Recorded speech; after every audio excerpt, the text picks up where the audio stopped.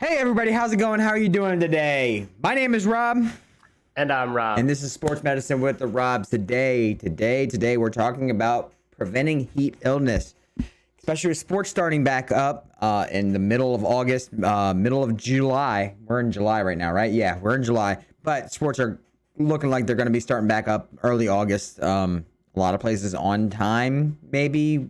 I don't know. The biggest thing you ever have to worry about right now is heat illness, heat stroke, heat, just heat, right? And I feel like that's something that's, especially in school, they drive down your throat. Every summer training you go through, they drive that down your throat for good reasons. It's the most important thing to look out for during summer camps, during your normal warm up stuff, and like everything. And we're not gonna sit here and tell you about like, hey, here's how you treat heat illnesses. We all know how to do that, right? Get them cold immersion, get them in a pool, wait till the temperature's down before EMS takes them, right? That's the priority right there. Everybody knows that, fairly standard. Today, Rob and I are going to give you some tips and tricks on how to prevent this so you don't have to do all that, and hopefully can save you an EMS call. Rob, take it away. All right, yeah. So from what I was able to read and everything up on this kind of thing, refreshing memories from stuff. It's you know obviously everyone knows it's really important to keep this from happening because, like Rob said, you can save yourself EMS trips. You can save yourself that issue of having to cold water immersion them, like that kind of stuff. I think the biggest thing, one of the things that I reread and that still shocks me today is especially with high school football maybe gearing back up and the pros maybe gearing back up. Uh, American football players can lose up to and sometimes over a gallon of fluid during a summer practice. And that's just one summer practice. It's not taking into account if they still do a two a day. So now you're looking at tripling that. So I started looking at some of the numbers, and football players during a practice can lose 2 liters of fluid an hour. Your cross country runners are going to lose about 1.1 and 3/4 liters an hour. It had basketball players on there too, which it also specified that they were indoors, but they lost 1.6 liters an hour, which even indoors, that kind of shocked me. Especially with early winter, they're usually cranking the heat. Like it's warm. I've never been in like a freezing cold gym too often. The gym's usually like 90 degrees whenever you walk in. So like Right. that's Yeah. something you still have to look out for even inside. Yeah. The one that really surprised me though was soccer players. Soccer players was only 1.25 liters an hour. I figured that they would kind of be up there around with like the cross country runners at about 1 and 3/4, maybe a little bit higher, closer to football players, given how much they're running and everything like that as well. They also have a lot more starting and stopping though than the cross country runners. That being said, your typical, I mean, the higher end soccer players, right? They're typically in better shape, cardiovascularly. Sorry, quarantine's throwing off my English.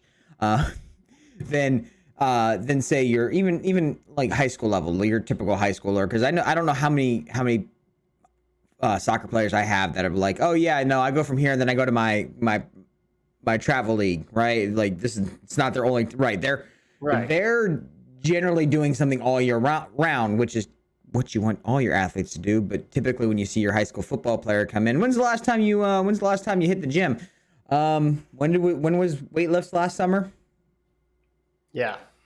Yeah, big time. So I mean that one, those were just and those were just the fluid losses that Mm-hmm. they were reporting. So of course obviously we know that's we need to replace those fluids, um, those kind of things. That I think like general recommendation is like 20 to a quart of water or some type of fluid before you start. Then you have the 16 to 32 ounces each hour that you're training, and then of course the roughly 20 ounces for every pound that you lose afterwards. So I mean, I think that's a big thing too, is making sure that your athletes are weighing in and out before and after practice, because then you can sit there and say, you can even have a chart up there and be like, hey, if you weighed in at 175 and you're leaving practice at 172, well then guess what, dude? You need to drink at least half a gallon of water. You're not losing 3 pounds of fat in a day, right? Like Right.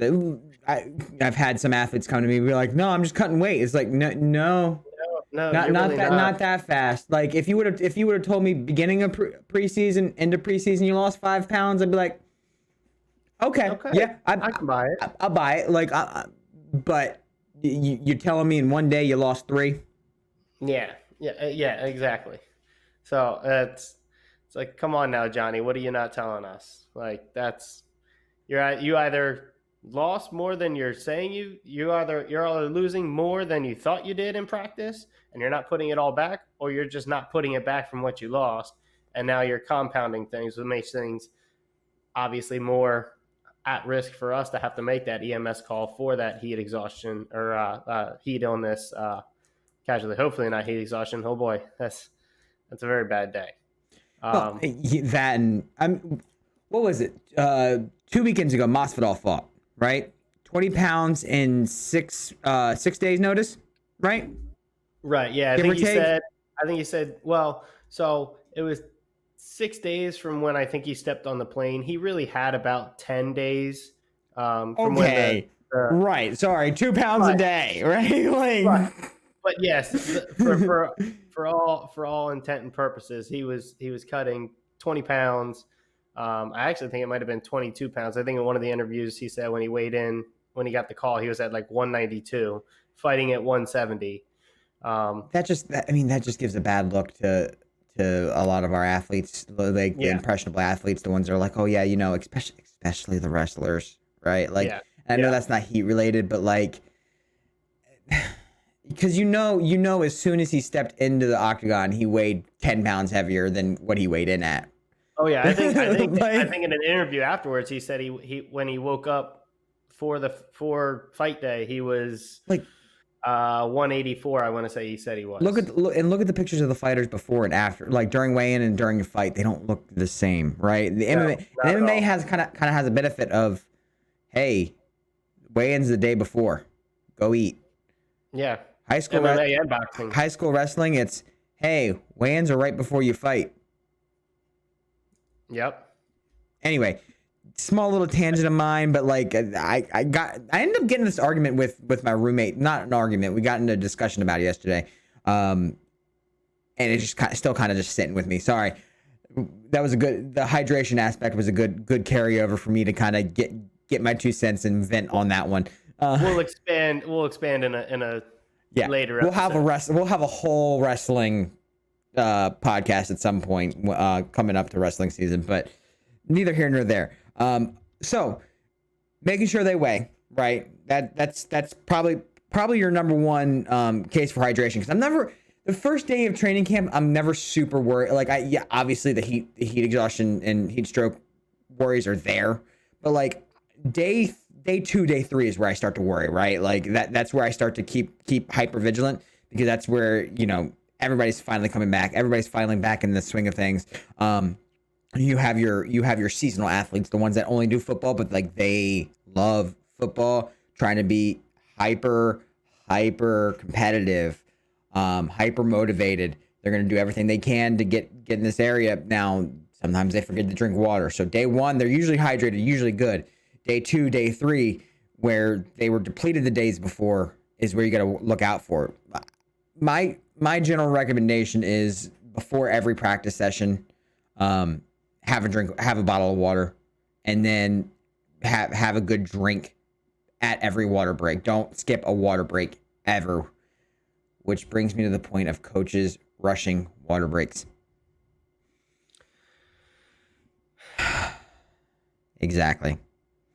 The ones are like, you didn't get your water in the 10 seconds I gave the entire team to drink from one spigot. Sorry, you got to get back to.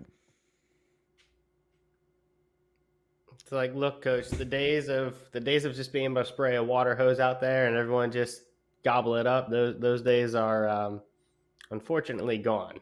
And look, I think my favorite device I ever saw, and we definitely right now can't do this until we got other stuff under control, was it was just PVC pipe with little holes in it that let a water that you turn a knob and like water just came out of it, and like little water fountains, like there's like 12 of them, right? The whole team could gather around it, drink from the water, take a good couple glugs of water, and then get out, right? Good to go, right? You get one break every 15 minutes, especially in heat, right? Like you're gonna be good, right? But I digress on that point. All right, what else you got for me, Rob? So I think one of the other big things that we need to keep in mind too is not just that the fact that they need to replace the fluids. That's not. I'm not saying we shouldn't weigh a lesser amount on that. That's obviously important. We also need to make sure that they have the stuff in them to keep that water in them, though. So all the electrolytes, the sodium, that kind of stuff that they lose in their sweat, that's a big part of keeping it in too. So there have been multiple studies on this, and the ranges for how much sweat or how much electrolytes you lose in your sweat rather ranges a pretty good margin. So anywhere from 200 to 1,700 milligrams per liter of sweat is what you're losing in your sodium, potassium, chloride, all those major electrolytes that you need. So those are, that's a big, I think, push for at least some type of electrolyte replacement after practices, whether it be a Gatorade or the salt tabs. Those salt tabs are underrated. Like honestly, they're one of the easiest things to take, and you just drink it with a sip of water. I mean, Gatorade does a great advertisement campaign, right? I think it was undergrad, where my professors were always saying, Gatorade is really just for your long distance athletes, right? Like it's high sugar, high calorie, high salt, like to kind of make everything easy. But I mean, I'm definitely a proponent of having a Gatorade during preseason. Like, I mean, no more than one, but like have a Gatorade after practice with dinner or something like that, just to kind of get those salts back in you. Or even like if you're doing a 2 a day, have a Gatorade at lunch kind of thing. Like with water as well. I think it's great, right? And that's the one thing I think Gatorade does really well is they don't actually market to your average person. They market to the athletes. Now, their flavors are fantastic, so the average person's going to be like, yeah, I want the blue Gatorade. You know what I'm saying? Or like, I want the red Gatorade. By the way, if you're on a field and you have red Gatorade, you're wrong. That's a whole nother point. I don't want to see my athletes spitting up and their spit's red, and I'm like, oh, why are you bleeding? Whole nother point, whole nother tangent. Sorry, I'm getting off topic again. Future episode. I love red Gatorade at dinner. I hate red Gatorade on the field. Anyway, okay. So, but yeah, I mean, and Gatorade's even done a good job of addressing some of those concerns that they're only for the longer distance or heavier endurance athletes, because they have some of their products now that are the lower end of the sugar, so they still get the electrolytes in them, but it's like, hey, you're not overloading yourself on the sugar. They're G0, like, and I wish we were sponsored by Gatorade. We're not sponsored by Gatorade. Yet. Hey, Pepsi, hit us up. I got some stuff for you, all right? We'll sell out. Don't worry. You but even like Powerade's got some good stuff. Those chews are really good. Honestly. Oh yes. Yeah. And again, quick and easy electrolytes to kind of easily digestible. Kids like them because they're gummy. Sorry, I don't know that. Well, nobody was asking you, Siri. It was the other girl, but oh, the Bezos one, yeah. Whatever his wife's name is, then. That's all. Okay, we're not touching that. We're not touching that one either. But I mean, replacing electrolytes is key, and you don't even need to buy fancy schmancy stuff. Just honestly tell your athletes, go home, salt your food a little bit more than what you normally do, right? Like you're not going to ruin anything by putting a little extra salt on there. It helps out. Have them, and I think one of the ones people forget all the time is during preseason, avoid the caffeine. right? Like caffeine's a diuretic, technically, even though there's some stuff out there where if you have one cup of coffee, it also, while it is a diuretic with the caffeine, it still counts as a glass of water because it's mainly water. But again, right. My thoughts exactly. But try to stay away, and you're not going to tell teenagers to stay away from the Coke and Pepsi unless they're, they already really, really know. But just tell them to limit the amount of caffeine they take, because the caffeine is going to make them pee a lot more. Therefore, they're going to lose a lot more fluids. Therefore, they're going to have to drink a lot more. And knowing our athletes, they're not going to drink that much, and we're going to have a bigger issue. You're going to have that kid that's getting sluggish. He's usually a good athlete. And why? Well, what'd you have for dinner last night? Oh, I had a piece of fish. Okay, good. I had some broccoli. Okay, fantastic. And I had like 3 Pepsis. There it goes. There we go. Yeah, the salt on the food is a good point too. That's one that I always tell my athletes too. It was actually something that I didn't even think of until boot camp. Actually, there would be times where we would have training out in the field, and so they would give us these box lunches with just like a hoagie, some chips, and they'd have like a Gatorade packet in there too, and they would have the salt and pepper packets in there. And our one drill instructor the one day was just like, hey, if you didn't put that extra salt packet on any of the food that came in there, you're wrong. Right. And I was like, oh, wow. And then like I got to thinking about it. This is, Parris Island, South Carolina in July, August. It's hot. It's humid. It's humid. So it's really when it clicked in my head. I was like, I was like, you know what? He's probably right, because he's been here a lot longer than me. So from that point on, anytime it's summertime, I even when I'm at doing the one side gig that I have right now, I'm salting my food at lunch, and I'm not doing anything that active. I'm walking a little bit here and there, but it's still hot. I'm still sweating. I still know that sodium's leaving. So it's just super important to get that in, and Correct. It's super easy because I think everybody has salt in their house. Right, some form, whether it be kosher, table, like it doesn't matter. And if you don't cook with salt, you're wrong. Right. Well, and I think the biggest thing So, fun fact about me is, if you can't tell, I like to eat, but I also like to cook too. I think the biggest thing I learned that stepped my cooking game up was salting throughout the process. Instead of adding a bunch of salt at the end, add a little bit at a time as you're going, right? So, and then taste your food. That way, if you need more salt, you can end up adding more salt, but odds are you're probably not going to need it, because you're salting a little bit by little bit by little bit each time, and it's going to be fine.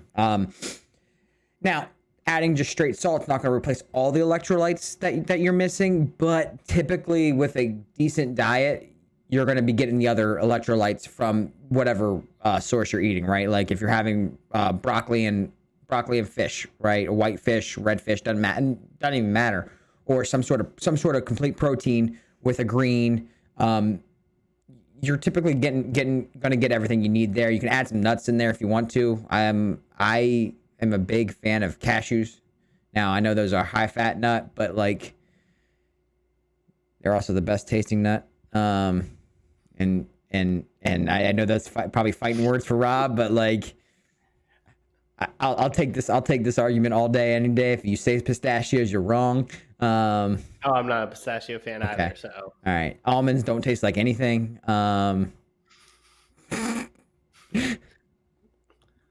Going there, don't care. We're making some wars here. But like you can get the rest of your, because the most important electrolyte is the sodium, just for the sodium ion channels, to allow the water to be absorbed into the cells.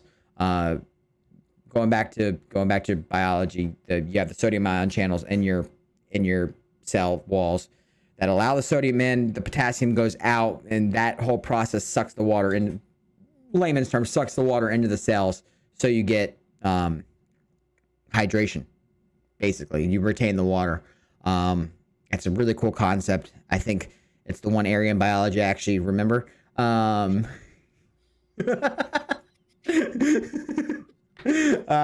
a lot of, I mean, honestly, I'm gonna be real with you. A lot of those like super sciencey classes that didn't have to very well do with my field. I'm kind of like, I passed it. We're good. I got decent grades. Like it's not, but again, I gotta stop tangenting today. It's been that kind of morning. We're filming this at 9:30 in the morning. We normally film this at 2 when I'm actually awake. So I'm a little more tangenty this morning than normal. Oh man. So anyway, back on to the preventing heat on this thing. I like to tell my athletes too, since we were talking about like the dark green vegetables and the fish and all that stuff. I like to, especially first day of preseason, I go around and tell all the teams the same thing. Like, hey, best thing you do, drink a lot of water, salt your food, eat a well balanced, colorful diet. M&Ms and Skittles don't count. So, eat In moderation. well, yes, eat it. But if you tell them that, their moderation is going to be, oh, well, I had 3 reds and 2 oranges, so that's colors. There we go. I'm It's derailing like, no, I'm derailing this entire podcast, and I apologize. But quite frankly, like it's fine. Okay, go ahead. So I just tell them, I'm like, well balanced, colorful diet. Get colors in there. Your peppers, your dark greens, your all that kind of stuff. Your chicken, a little bit of red meat in there. Fish, that kind of stuff. Just make it colorful, but don't remember that colors don't include those the colors of the rainbow. There, okay. Don't just taste the rainbow all day. That's not what we're going for. You're not Marshawn Lynch. I don't care how fast you say you run your 40. Oh man,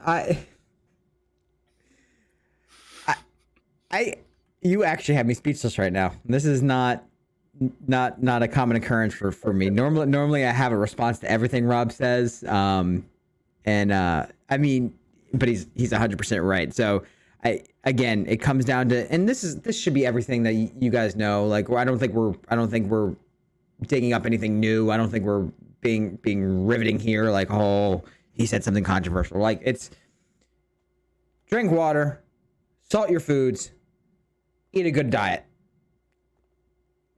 Honestly, it's about what you take in is going to be the biggest thing, right?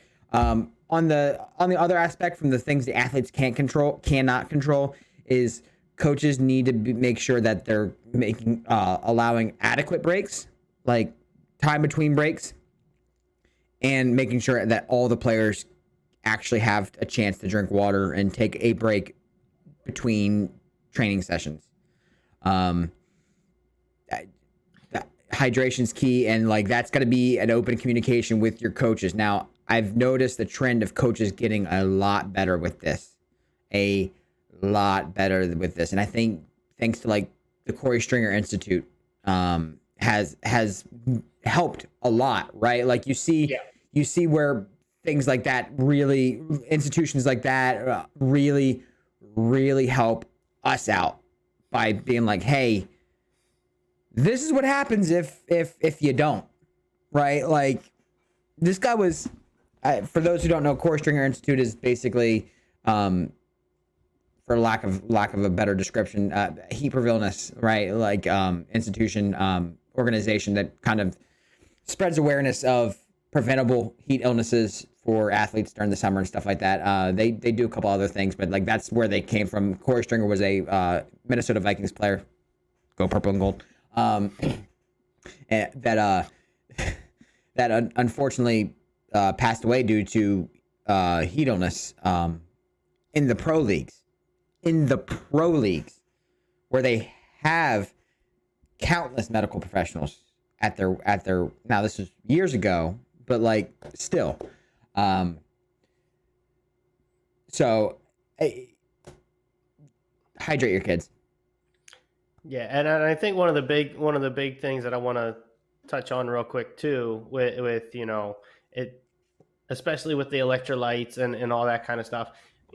I know we talked a lot about the dehydration aspect of it, but that also is going to help, keep them from being a physical fatigue, because muscle is mostly water. So as long as the muscle retains, a good batch of the water that it needs, it's not going to fatigue as often. So you're not going to get that physical fatigue in your players. You're also not going to get that central nervous system fatigue in your players. And that's the big worrisome.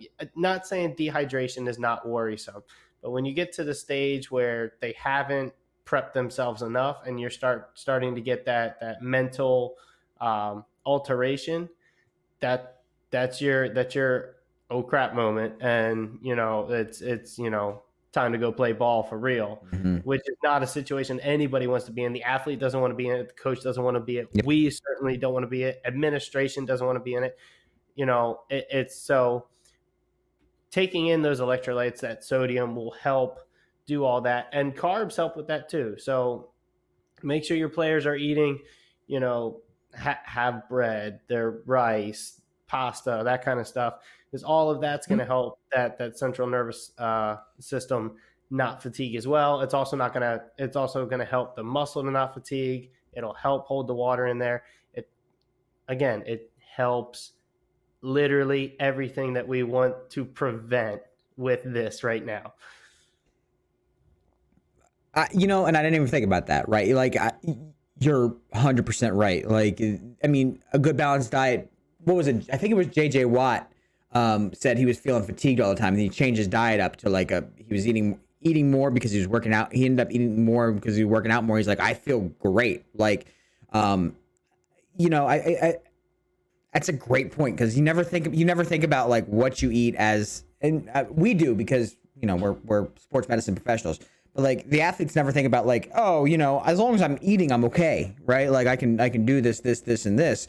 Well, you kind of need the carbs, you need the proteins, you need the vitamins, the minerals, and stuff like that to keep you going, keep the energy up. And if your body's running efficiently, it's not going to expend as much water as it would if it was having to work in overdrive, because it's making up from somewhere you're lacking. That's a fantastic point, Rob.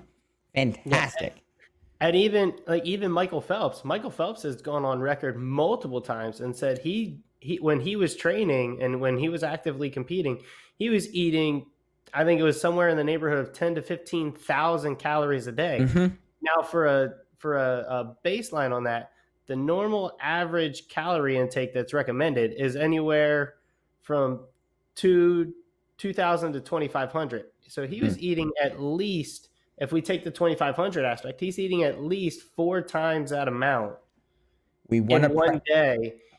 I do want to preface something on this one, though. He was an elite Olympic athlete at the time, training. He's doing a high cardiovascular intensive sport. If you're a football lineman in a high school, please do not eat 10,000 calories a day. You can step your calorie intake up a little bit, but unless you're working with a certified dietitian or nutritionist, when it comes to like that level of sports, your diet's like, if you're eating a variety of foods and you're getting to about 2,000, 2,500 calories a day, you're probably within the right area. Again, consult your doctor. We are not doctors. We are athletic trainers. Individual results may vary. Got to get that out there. Right. Good point, Rob. And also, your practices are maybe 3 hours total a day, and he was spending upwards of 10 hours. That was his job. That was his job. He would get up, take a shower, go to the pool, and he was there for almost 10 hours a day. I think he got a shower, went to the pool. I always think that's funny, is like getting a shower and then going to the pool. It's filled with chlorine. It's going to kill everything anyway. Oh God, I have another point, but I'm not going to it because it's. You heard about shampooing in the pool? I haven't, no, but that's apparently there's people who shampoo their hair in the pool. That's a little weird. Right. They're like, yeah, it's efficient. I'm like, don't most people, you normally take a shower. Anyway, hydration. So I think what we've gotten from this show, from this week's podcast, which is in between tangents, right? In between tangents, is that hydrate your kids, proper nutrition, adequate rest breaks. This was Rob's. This was my worst show. This was his best show. I think that's what we're learning from all this, right? Like, I'm apparently not a morning person. I haven't finished my coffee yet, so like I'm blaming it on that.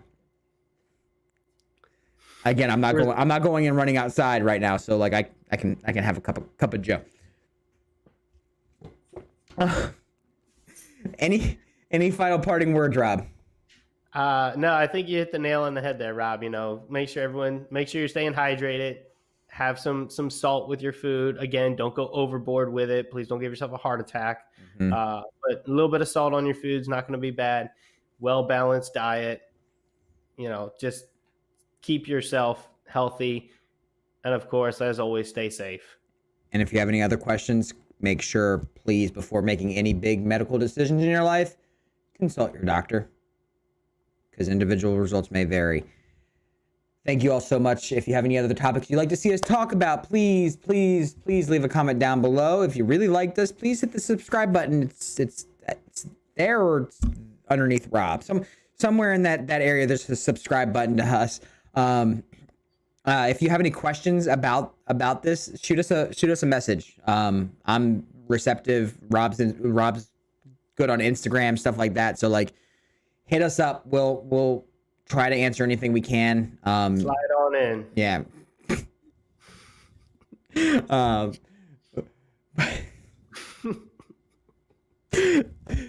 This week is going to be actually, if you haven't noticed, this video is coming out right after another video, mainly because I forgot to post last week's video. So you guys get 2 for 1 this week. Yay. On that note, I am Rob. And I'm Rob. And this is Sports Medicine with the Robs. Appreciate it. Thank you guys so much.